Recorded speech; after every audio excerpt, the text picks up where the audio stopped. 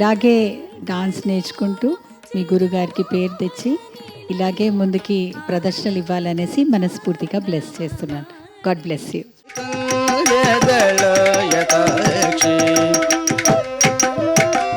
కమల మనోహరి